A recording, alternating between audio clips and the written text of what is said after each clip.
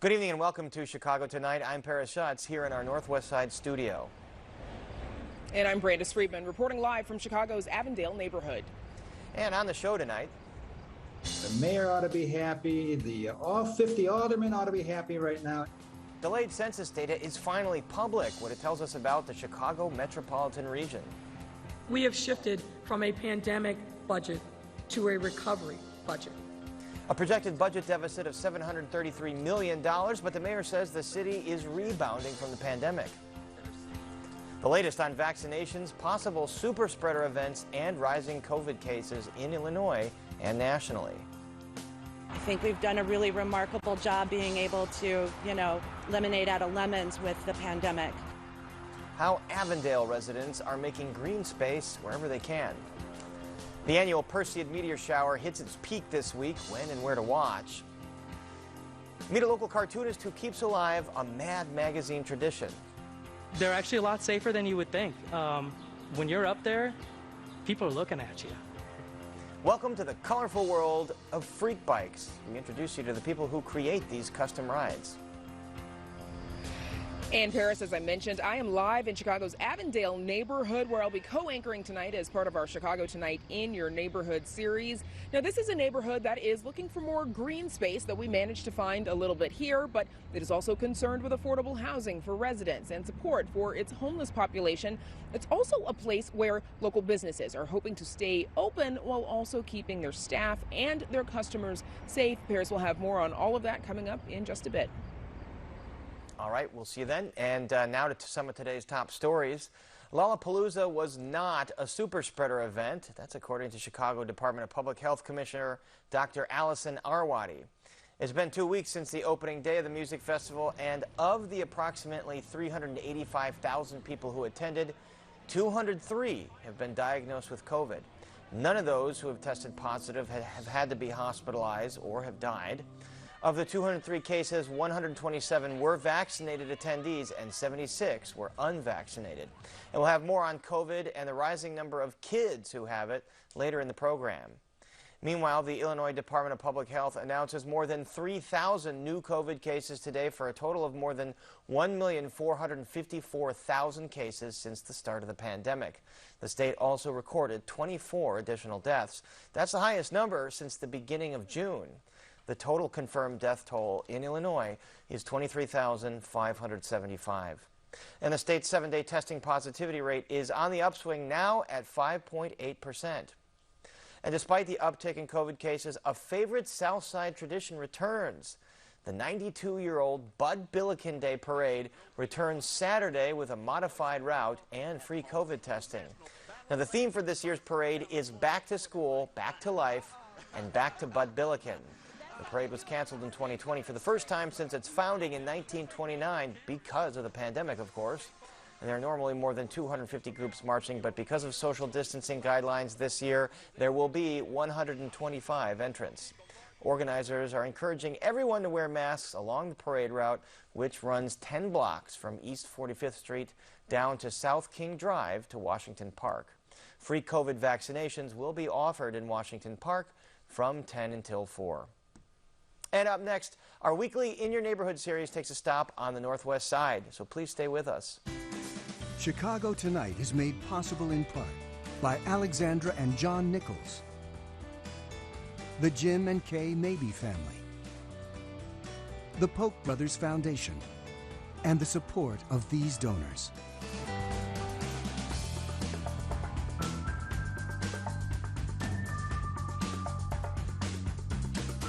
The Northwest Side community of Avondale is a diverse neighborhood with an industrial history. Located near the Kennedy Expressway and the Chicago River, it has significant Polish, Latino, Eastern European, and Asian populations. And like many parts of Chicago, residents and community leaders are concerned gentrification might displace longtime neighbors. Brandis Friedman spent the day reporting from Avondale as part of our In Your Neighborhood series, and she joins us live now. Brandis. And Paris, you're right, gentrification is a concern for some of the neighbors here in Avondale, as is a lack of green space. Now, we found a bit of it. This is a mural garden at Addison and Avondale, one of a few public spaces here. And in a bit, we'll get into how some residents are working to address that shortage. But first, a little bit of background. Avondale, as you said, has lost a bit of population, though, over the years, down nearly 3% since 2010 and 11.5% since 2000. Now, this is a lower middle income community with a median income at $66,000. Used to be largely Polish, but today it's still 34% white and 56% Hispanic. Longtime resident and Avondale Neighborhood Association officer Zobi Soto says this community used to be known as the neighborhood that built Chicago. In fact, she learned a fun fact about the people who owned her home before she moved in, which was 28 years ago. They've come back to visit, and I've since learned that the gentleman helped build Sears Tower. He was one of the, and so a lot of people that lived here back in the day did a lot of that work. They were construction workers, they were cops, they were in labor, right? They were working in labor. Now, Soto says, though, she's seen the neighborhood change racially, but also socioeconomically, to the point that she's concerned that new condo buildings will lead to gentrification, when she'd like to see more affordable housing in the community. And you might have noticed that she's also wearing a Chicago Public Library t-shirt.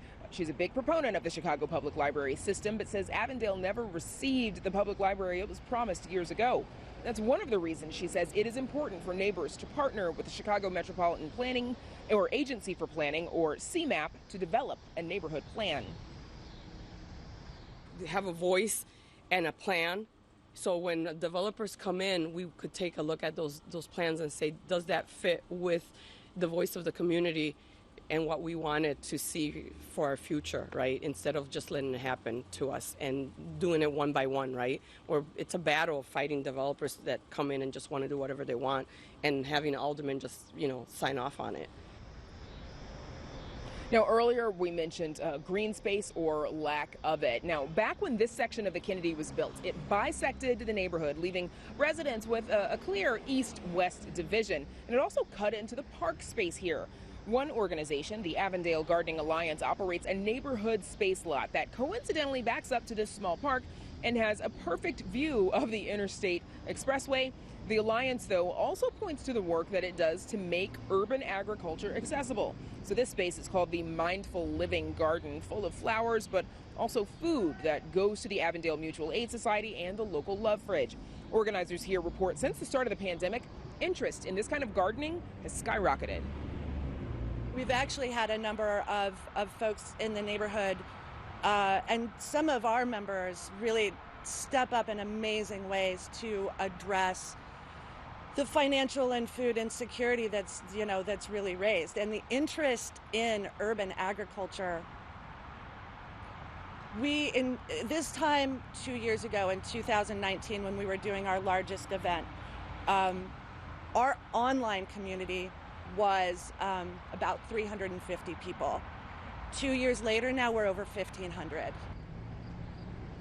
Now, in fact, one of the Alliance members converted her wedding florist business into a plants business because, as you know, many people did adopt pandemic plants over this last year and a half. Now, with the ups and the downs of this pandemic, bars and restaurants across the city have also had to pivot multiple times in order to keep up with the changing guidance and the changing policy and recommendations. One bar, Sleeping Village on Belmont, is one of several that are making it a policy that customers who enter must be masked and show proof of vaccination. They started this policy several months ago, but then when cases fell, back then when cases were down earlier in the summer, but they backed off of it. Lately, it's back in place. As a business owner, I feel a lot more confident in my ability to keep a vaccinated person safe in our space versus somebody coming through the door that's unvaccinated. The vast majority of the feedback we've gotten from our customers has been very, very positive. The thing we're hearing more often than not is that, people feel a lot more safe in a space that is requiring proof of vaccination.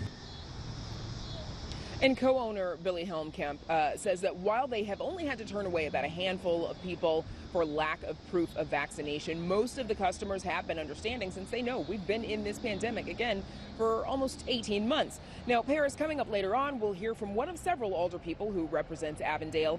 We'll also talk more about that neighborhood plan that I mentioned earlier. But for now, Paris, we'll send it back to you. Green patch of land right by the highway there. All right, Brandis, thanks so much, and we'll look forward to that.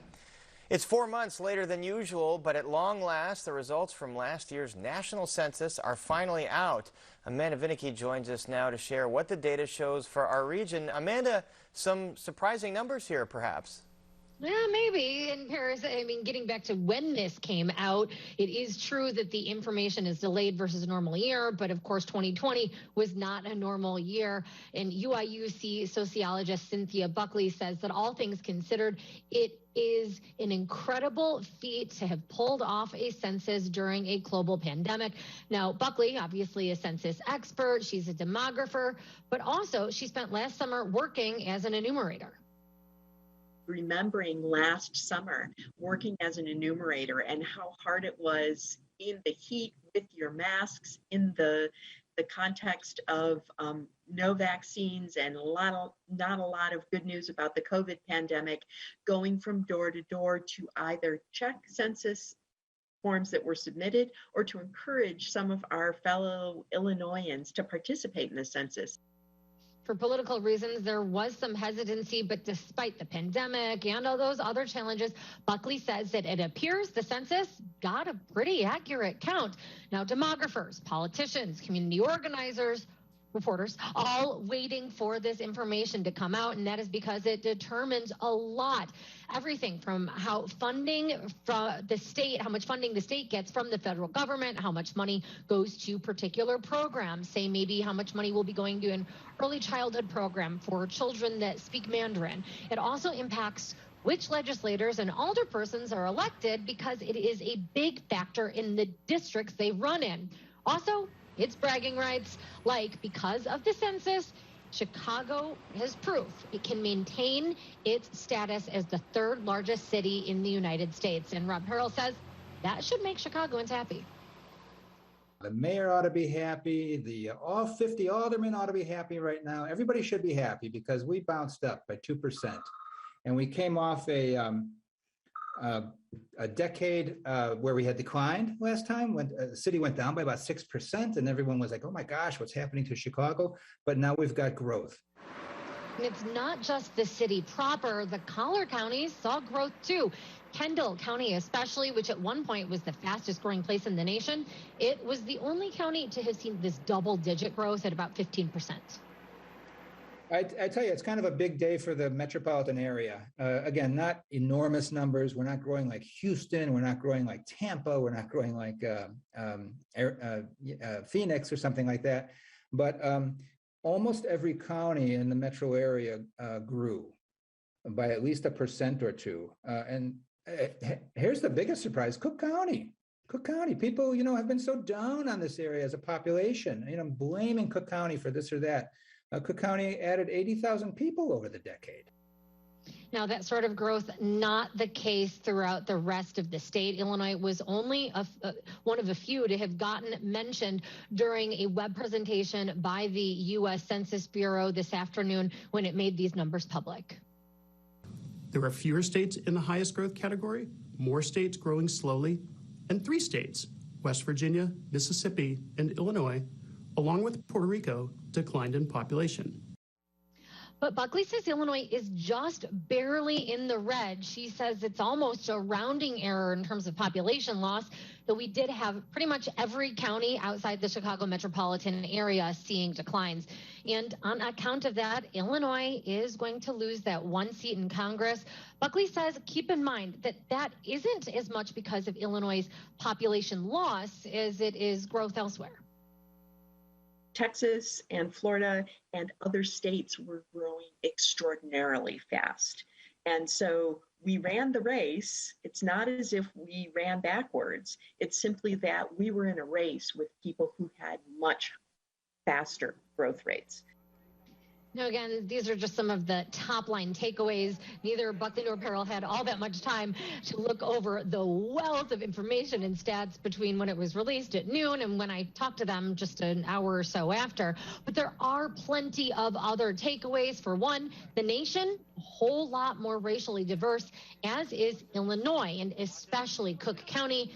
But again, that doesn't hold true throughout the entire state. Buckley says, however, the 2010 census showed there were about 40 counties with what's called a diversity index that showed really the population there was nearly all white. Now, fast forward a decade, she says now 11 counties are meeting that hyper-segregated criteria. In short, she says that it shows that the areas of the state that used to have a racially homogeneous profile, particularly downstate, are showing more diversity. When we think about the stereotype of Illinois, that racial and ethnic minorities tend to be concentrated in the Chicagoland region, and as you move down south, that it is a much more racially homogeneous landscape, certainly the percent of people identifying as white only is still far dominant in the state, and that's it's the largest group in the Chicagoland region as well, but the picture is getting more complex. Now, as I hinted at before, these breakdowns, be it by race, ethnicity, age, location, they are all what is used to draw political district boundaries. You did have Illinois lawmakers going ahead in the spring and drew state legislative maps without this redistricting census information, and that has led to a couple of still ongoing lawsuits. Peril says that he does expect state legislators are going to have to go back to the drawing board because those maps were likely done with an undercount of Illinois' population, giving those surprising growth numbers that we saw. Now, you do also have state lawmakers still having to go ahead and draw congressional districts, and then Chicago will also be getting underway with this information, drawing new ward maps. The data does show losses in the city's south and west sides. By the way, I did call a couple of state legislators who are involved with that redistricting process to see what this information might do. They said it's still too fresh, so no real insight on whether they will be going back to the drawing board or a timeline for those congressional maps, but you'd better believe that folks are getting busy on computer mapping and beginning to crunch all of these fresh numbers from the U.S. Census. So with that, Paris, back to you. Thanks, Amanda. Chicago's fiscal picture is less bleak than it was this time last year. That's the message from the mayor yesterday when she released figures that showed the coming year's budget to be about $733 million out of whack. That's down from a gap of $1.2 billion last year. Doing the math, this $733 million projected gap for 2022 is 40% less than the projected gap for this year, 2021, meaning that we have shifted from a pandemic budget to a recovery budget. And here to tell us what this all means for Chicagoans are Amanda Cass, Associate Director of the Government Finance Research Center at the University of Illinois, Chicago, Emma Tai, Executive Director of United Working Families, a progressive group that works to put the concerns of working class families on the political agenda, and President of the Civic Federation, Lawrence Massaw. Welcome all of you back to Chicago tonight. Good to see each and every one of you. Let's dig right into the specifics here of this budget. So as we mentioned, $733 million deficit, $782 million in federal relief funds to plug some of the holes here. $1 billion, the mayor says, in debt refinancing, and part of that is to pay $275 million in retroactive pay to police officers. Amanda Cass, this $733 million gap, do you think that's an accurate reflection of where the city's finances are right now? I think it's a little difficult to tell given with the budget forecast document that was released yesterday. I think we need to keep in mind that the budget forecast is really about agenda setting for the conversation about what the 2022 budget is going to be. And we should view it as it's a political document to kind of express what the mayor's priorities are, what the values are, what she sees as what the city kind of should be spending its money on. In the budget forecast, it's only looking at the corporate fund, which is just one of the city's funds. It's kind of the largest one, it's the discretionary one, but we're only getting a partial picture of the city's overall finances. Right, when we talk about the budget, we're usually talking about that corporate fund which runs between like $10 and $12 billion, but these other obscure funds we don't hear much about. And let's hear from Alderman Anthony Beal, who was on the show last night, not really buying these numbers being put forth. When you look at everything that we're dealing with a $700 million pension payment that is due. And then you're looking at the fact that the administration did not bond an additional $500 million that was authorized to bond that we gave them last year. The administration is using federal CARES Act money for our day-to-day operation, and they're robbing Peter to pay Paul. All of these are one-time solutions, one-time fixes that they're using. Emma Ty, one of the one-time solutions is using $780 million out of a little under $2 billion that came from the feds in this relief money. Is this the right way to use that money? No, I don't think so. In fact, there's an ordinance sitting in the budget committee right now. It's called the Chicago Rescue Plan Ordinance that has a detailed spending plan for how to spend the full $1.8 billion as the federal government intended and as is the morally right thing to do, which is on the communities who have been hit hardest by this pandemic. It provides hundreds of millions of dollars for childcare, for cash payments, for rental relief, for mental health services. These are the services that people desperately need, and the fact that it's languishing in budget committee is unconscionable. And Lawrence Massal, the alderman, also mentioned the increased pension payments to the city's beleaguered pension funds, up about $255 million this year. How sustainable is this payment schedule? Well, it's a challenge. It's been a challenge for both of the last two mayors and even the mayors before that, the rate of growth of the pension contributions. But that is mostly driven by the fact the full contributions have never been made to the pension funds because we are on legislative created statutory formulas. There's a big chunk of obligation that comes due again this year for the municipal and laborers pension fund because they are moving toward an actuarial calculated contribution instead of the statutorily ramp up that was established over the last 5 years. But the big challenge is we don't know what's going to happen next. We are not out of this pandemic. The economic recovery has not been complete. The downtown Chicago has not seen the rebound in hotels, restaurants, and other activities. We don't know what's going to happen in the convention industry, which is a big question mark. The city is not in a position to establish new programs that obligate it to spend money it doesn't have. Chicago's in a better place than it was a year ago because the federal government stepped up with the American Recovery Plan, the American Rescue Plan, and provided the city, as you said, almost $1.9 billion for 2 years. So if those hotels don't do better, up, we're out of money. High hospitality, conventions, if they don't do better, that's a lot less tax revenue coming into city coffers and could increase that budget gap. So Amanda Cass, we also mentioned that to pay this extra police cost, $275 million in back pay, the city's mayor's office says they're going to refinance about $1 billion in debt. So are you saying they're going to be able to find a really good interest rate where they can save a couple $100 million just by refinancing debt?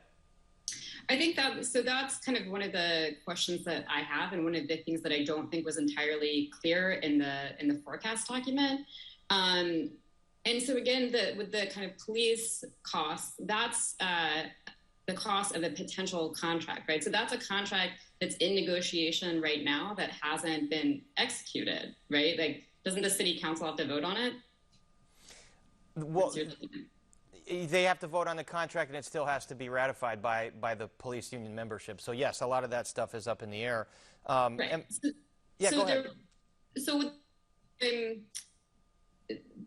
Again, the budget should be kind of looked at as a document that's expressing kind of values and priorities. It's not a kind of bank statement that we might think of. And so budgeting for that it's budgeting for something that hasn't been fully kind of executed yet. So I think that's kind of one issue with it. The other thing is I think it's not entirely clear what the city's planning with the American Rescue Plan Act money. It can use the money to make up for a revenue shortfall and maintain operations. It can also use the money for new programs, new initiatives, kind of reaching people who've been most affected by COVID. There's also the nearly $450 million from the CARES Act, which I couldn't really kind of easily figure out how the city was using that money. So I think that I have a lot of kind of questions about kind of figuring out the details of the plan. So a lot to still iron through. Lawrence Missal, the mayor is vowing no property tax hikes this year, save for $20 million or so tied to inflation. Do you buy that this budget can be balanced without a major property tax hike? I think they can, and they can especially this year because we have the benefit of that federal recovery money. The property tax increase that the mayor is holding the line on to an extent still allows for a increase in the overall levy tied to the consumer price index. And so they're basically staying within the framework of their self-imposed cap. But the big challenge is in the out years. And really the 2 years that we have now with the federal funding should be used to make a plan for what happens next. What do we do long term? The pension obligations are not going away. We're going to restructure for savings, and it's great news that the city's not going to use scoop and toss, or they say they're not going to use scoop and toss. We need to see the details on that borrowing. We are in an economic opportunity to borrow or refinance for savings, but you can only pull that rabbit out of the hat so many times. This is the second time the budget office has said they're going to use it. Now that they've received the revenue support from the feds, they didn't have to use it to close last year's budget. This is really the mid-year report that says we're doing better than we expected at the mid-year. It doesn't tell us how the mayor is going to fully close the $733 million. The overarching message I'm getting here, this is not a final document here. A lot of things can still change. Emma Tai, the mayor says she wants to use a lot of the recovering funds to address systemic inequities in the city of Chicago. Based on what we've seen so far from this budget release, is the mayor holding to that promise? Yeah, I think we're looking at the classic case of rhetoric versus reality. I mean, that language sounds good to me, but a key talking point yesterday was $14 million for childcare supports. You know, that sounds great until you realize that CARES Act money, she spent $280 million of that CARES Act money on the police last time. And I think that, you know, frankly, we were hoping that in the midst of just a devastating summer and devastating violence numbers, that this would be an opportunity to really evaluate how the city spends its dollars on public safety and violence prevention, and to look at the money from the federal government as an opportunity to meaningfully invest in root cause solutions to violence. Chicago has more police per capita than any city in the United States. If more police made us safer, we'd be the safest city, and that's clearly not the case. So we're really just very disappointed in what we heard, and looking forward to really working to produce a budget that is, as Amanda said, a moral document that reflects the city's obligations to its people. All right, more to dissect here over the coming weeks and months, and we hope to have all of you back to do that. But for now, our thanks to Amanda Cass, Emma Tai, and Lawrence Missal. Thank you. Thanks. And up next, a local cartoonist keeps alive a Mad magazine tradition with his own brand of humor. So stay with us. Good evening and welcome to Chicago Tonight, Black Voices. What do you believe prevents a strong coalition of Black and Latino communities forming across the communities? I want us to, as a nation, to find a way to come together. Go down the block, get it from someone local, and keep the money in the community. Black joy and the Black experience is magical.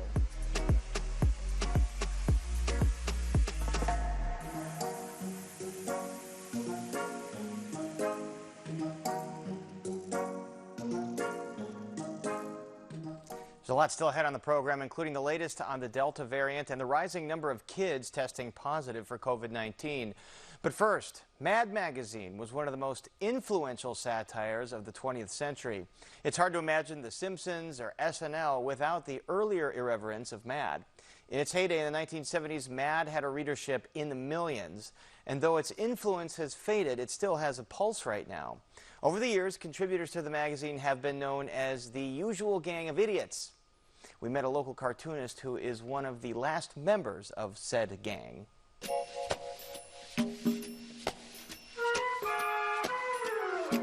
Since 1964, a signature feature of Mad magazine has been the fold-in, a cartoon riddle that is solved when the picture is folded.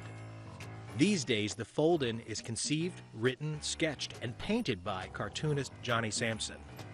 It's a dream job, and it's big for me.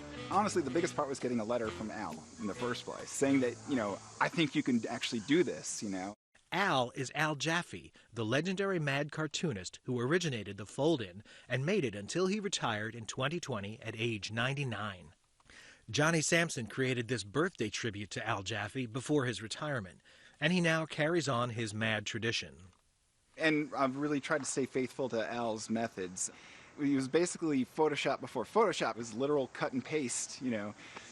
I prefer analog materials. I start with pencil and paper, and that's how it starts. And that's where I start with the idea, because if you don't have that, you don't have the fold-in. And so from there, you need to, all right, how is this going to work? Will this work?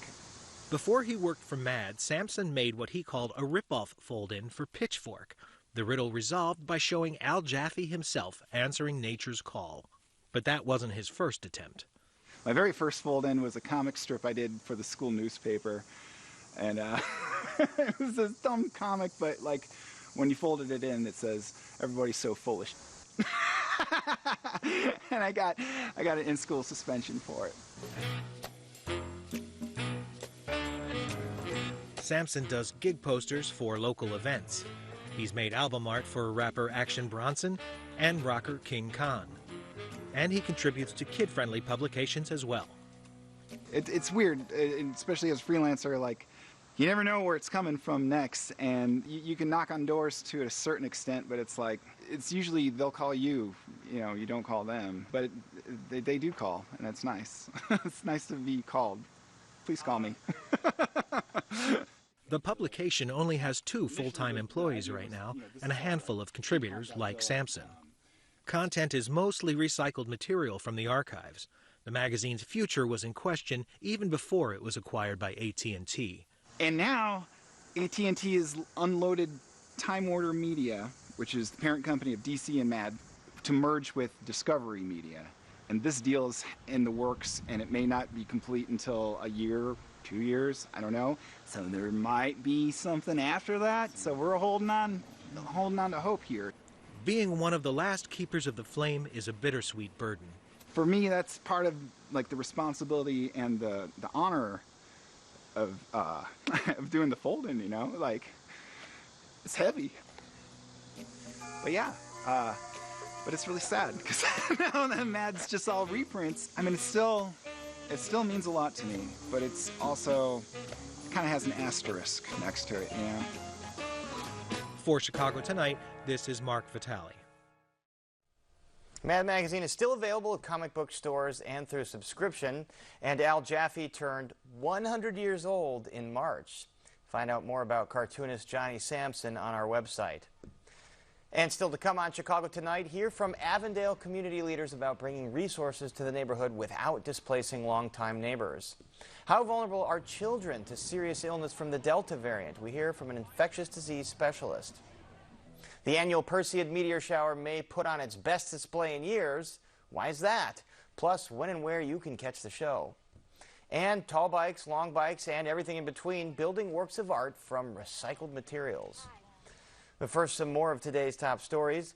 The Illinois State Fair officially opens today. The 10-day fair is scaled back, or is back due to hiatus because of COVID-19 last year. Governor Pritzker spoke about this year's masking requirements.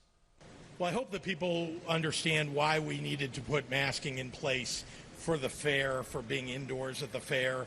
And you know, it's obvious, right? We've got an enormous increase in the Delta variant crossing the entire United States. We do not think that people will attempt to defy that coming to the fairgrounds. People are here to enjoy themselves with their families.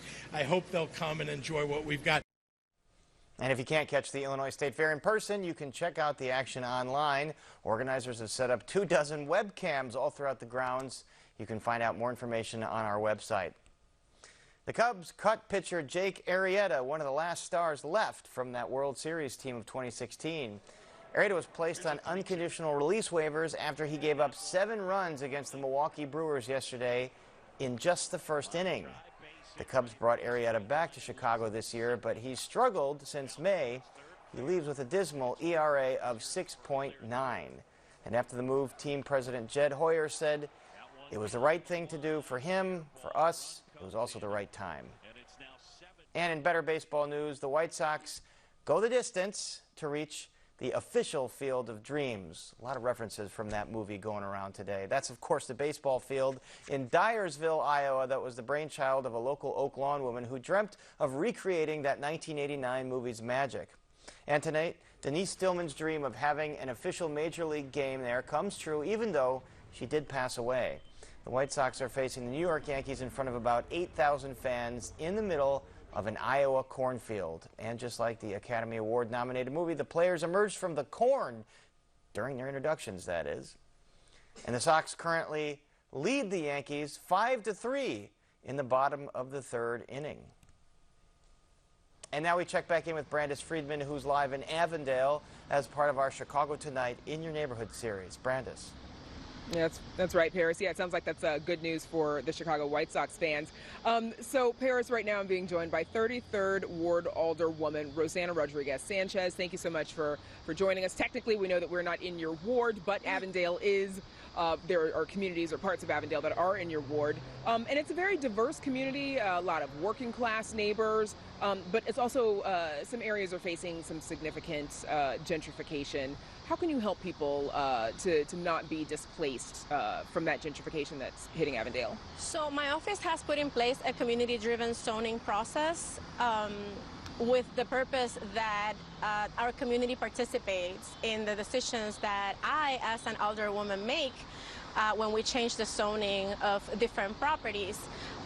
Because we want people to have input in how our communities are developed, and affordability is a big part of that. Our community is really committed to affordability, so whenever we have a project, that conversation will always be part of the process. We are, of course, trying to work with developers that are bringing in affordable projects and with community organizations that fight for the same costs. Okay, and to that end, in a few minutes, we're going to hear from the Avondale Neighborhood Association about creating this area's first ever community plan. What kind of resources would you like to see come to Avondale? I am really excited about working with Avondale Neighborhood Association in that plan. Again, they are very committed to affordable housing, so a big part of the work to do in that plan is to make sure that we are putting together resources to bring affordable housing. Avondale needs a library. Avondale does not have a library, and we have been thinking about how to do that, but we also need to talk about sustainability, about land use, and how to make sure that we are preventing gentrification and giving people the resources that they need. So pivoting just a little bit, Mayor Lightfoot announced yesterday that the city is facing a $733 million budget shortfall for the upcoming fiscal year. We know that's not quite as bad as it was last year, but still a big hole to fill. What are some of your priorities when it comes to tackling that budget gap? Right now, I am really concerned about what Mayor Lightfoot has expressed in terms of increasing the police budget at a moment where we are talking about a budget gap. To say that we are going to increase the budget of the most well-funded agency in the government, in the municipal government, is very worrisome to me. I am also really worried about the idea of giving a lot of that money to banks to pay off debt. I understand that we are in debt. We also just went through a pandemic, and allowing banks to charge interest in this moment instead of fighting and working with banks to waive those fees so that we don't have to be paying interest at this moment and can focus on the needs of the people. Mental health, housing, jobs, we need all, and we're seeing a wave of violence resources that are in the needed, city of course, that we need to address. So that means you've got your work cut out for you. 33rd Ward Alderwoman Rosanna Rodriguez Sanchez, thank you so much for joining us. I want to say that I stand in solidarity with the local 1220 workers negotiating with WTTW at the moment.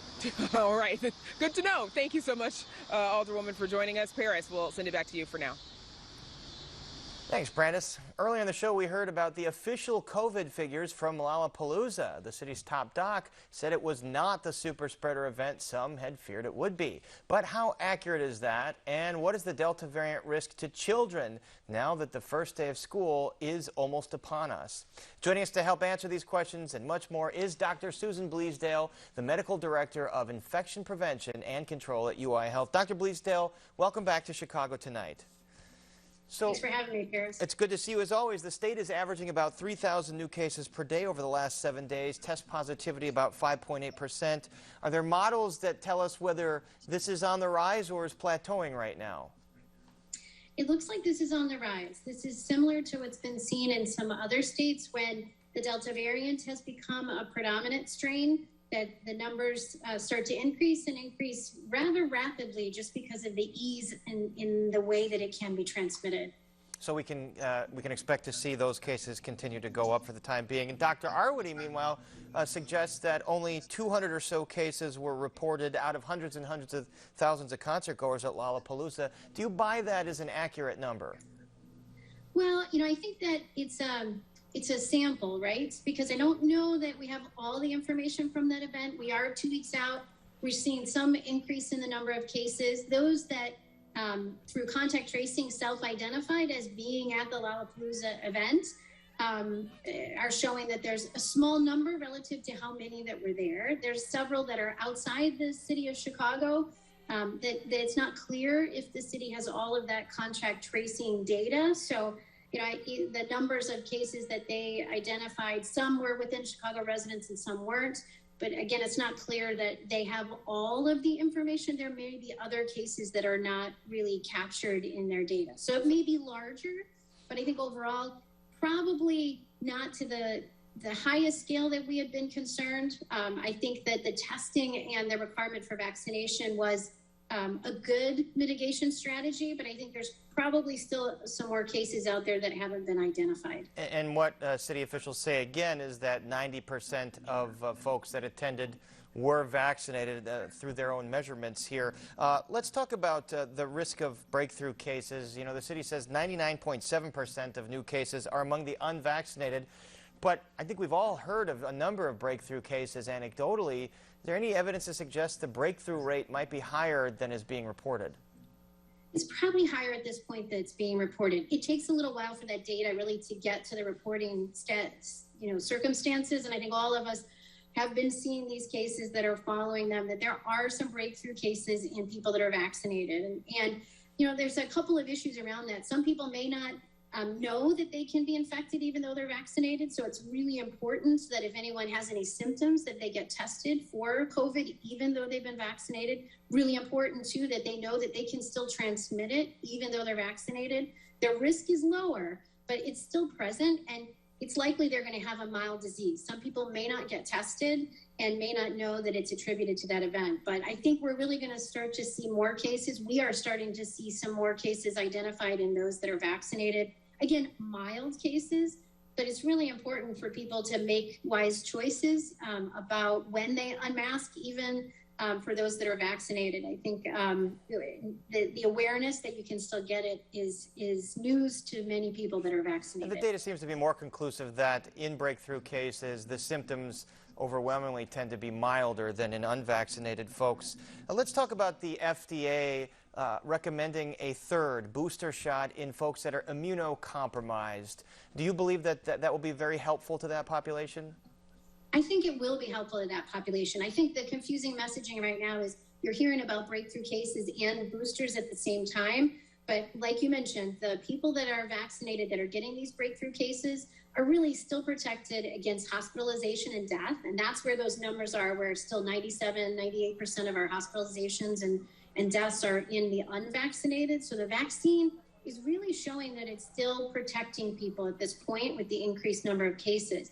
But we do know, and we've had data all along, that those that are very vulnerable, their immune system is not strong. It's people that have had either an organ transplant or a blood transplant, that their immune system just can't mount the same response to the vaccine. So they need a booster, and it will be likely approved shortly for these particular groups. And then it's really important for those that live around these vulnerable people that they get vaccinated to help to kind of cocoon and protect them as well.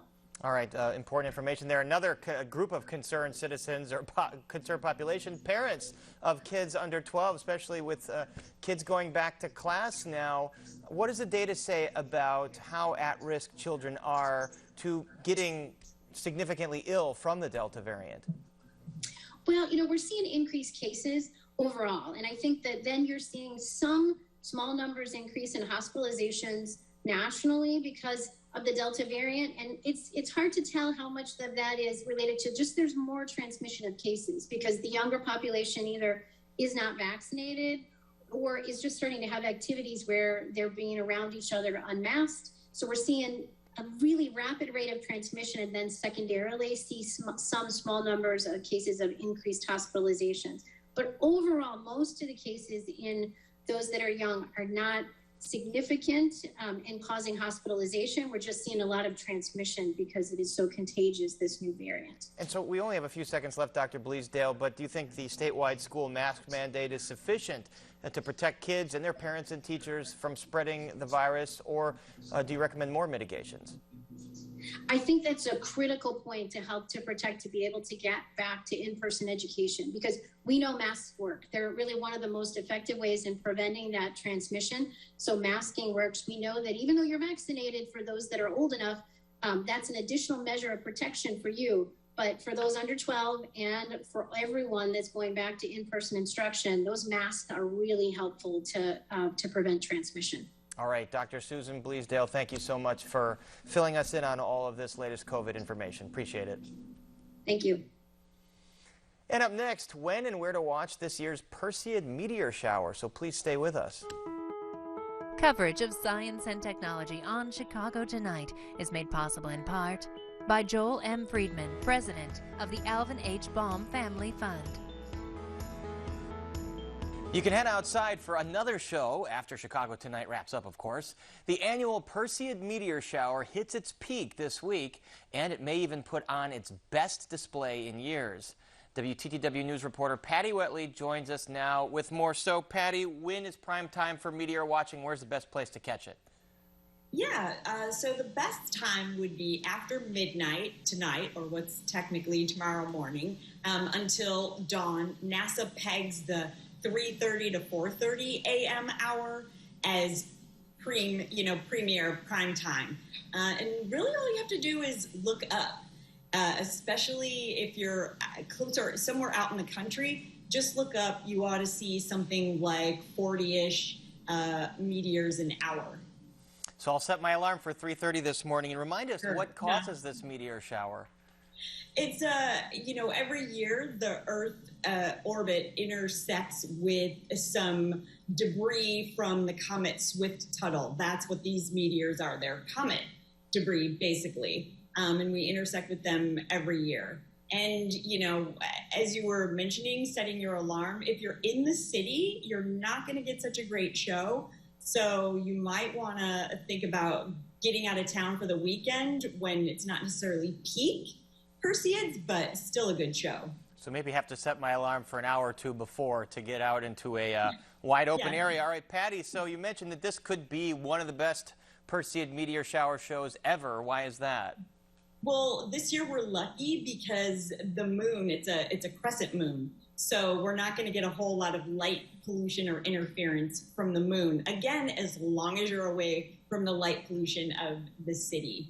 So country folks got it all over the city folks on this one. All right, well, maybe they'll take some pictures if there are any high-resolution cameras that can capture this. Thanks so much, Patty. Thanks, Paris. And you can read Patty's full story on our website, where you can also find a link to NASA's live stream of the meteor shower. There you go. That's all at WTTW.com/news.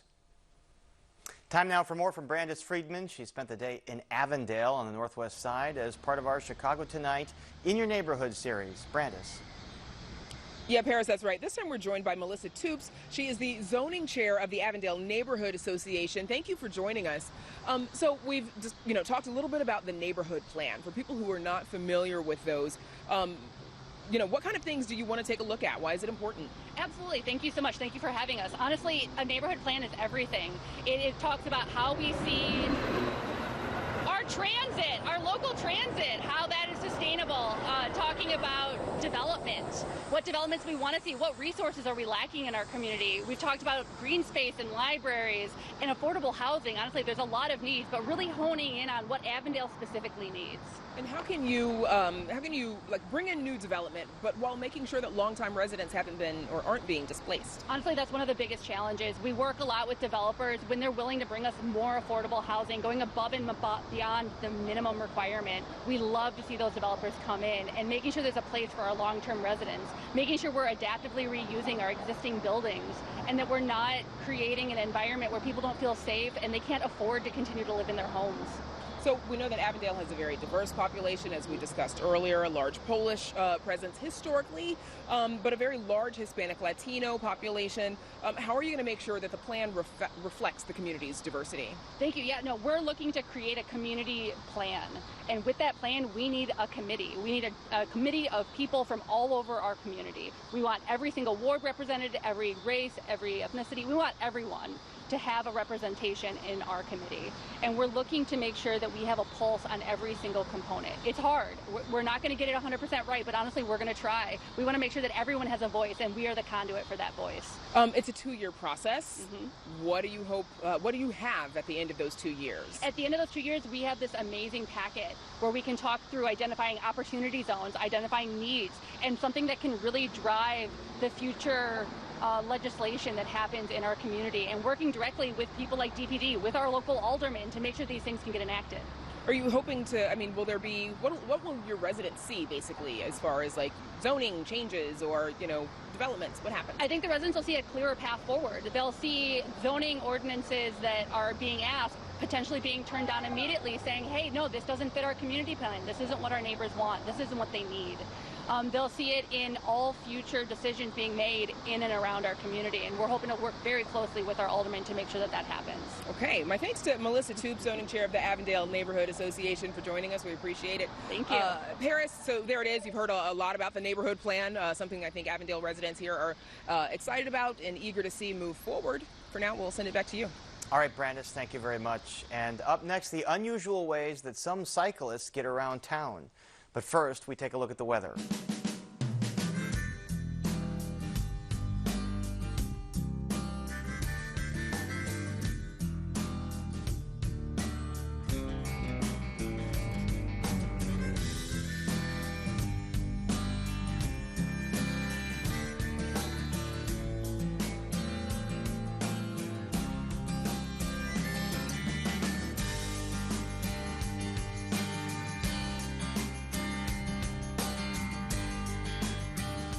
Have you ever thrown out a broken bike or any of its spare parts?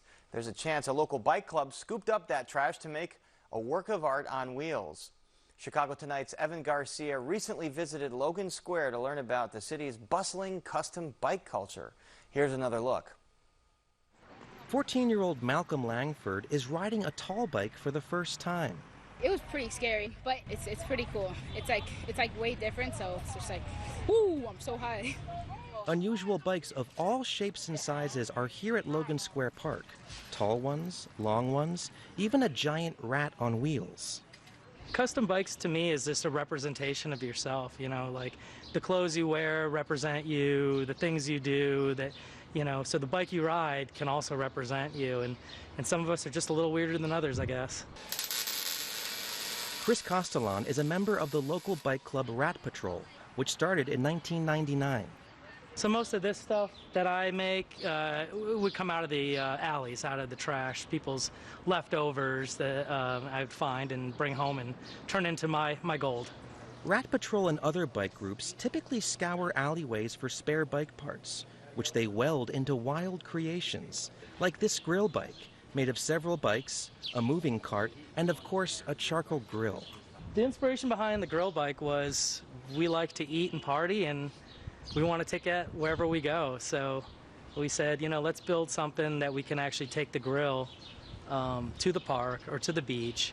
This swing bike, which looks quite precarious as its two wheels swing out of alignment, was built by 19-year-old Aiden Lowry. I've never seen someone make one before, so it seemed like a really wild idea. So you can put it to the left of you or right up in front of you. It really feels free and floaty.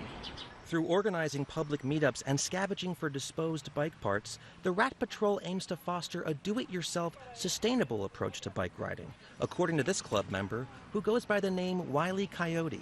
Rat Patrol always wants to see more people do things themselves, how to build their own bikes, how to maintenance their own bikes, and how to, you know, divert bikes from the waste stream. The isolation brought on by the COVID-19 pandemic inspired Juan Lucero to embrace Chicago's custom bike scene and introduce his daughters to this inventive hobby. It's a very family-oriented thing for me, specifically because we all need exercise, we need to get out, the pandemic's been happening. So that's where I really got into it a lot. And even the kids, I said, come on, like, let's just go out. We got to go out a couple days a week and go ride somewhere. I just think that they have a lot to say, but you know, they put it in their bikes and stuff, and it's just really cool designs, and it's just something really great that they're doing. I definitely want to do something like that and make a big bike. I think it's really cool how sometimes when me and my dad ride down the street, a bunch of people stare at you, but in a good way. So I want to keep doing that. For Chicago Tonight, I'm Evan Garcia. If Juan Lucero and his daughters look familiar, that's because they're part of a family mariachi band called Cielito Lindo. Our very own Jay Shefsky did a profile on them about 5 years ago. And you can visit our website to see that story and learn more about the Rat Patrol Bike Club and their local meetups. And we're back to wrap things up right after this.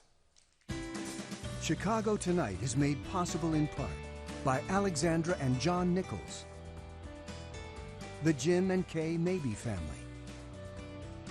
the Polk Brothers Foundation, and the support of these donors.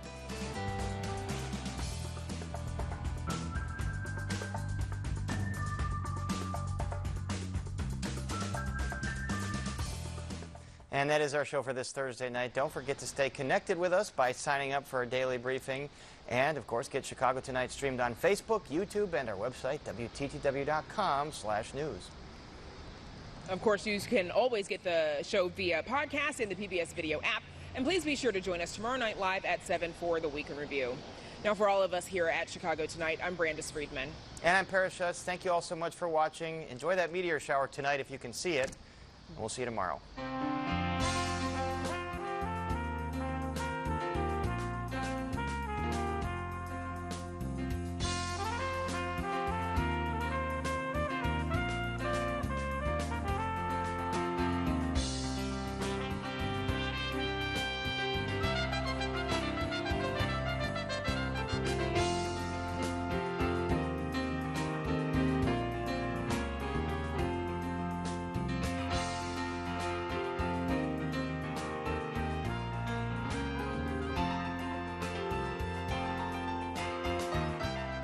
Closed captioning is made possible by Robert A. Clifford and Clifford Law Offices, a Chicago personal injury and wrongful death firm named on the 2021 expertise list of the best personal injury attorneys in Chicago.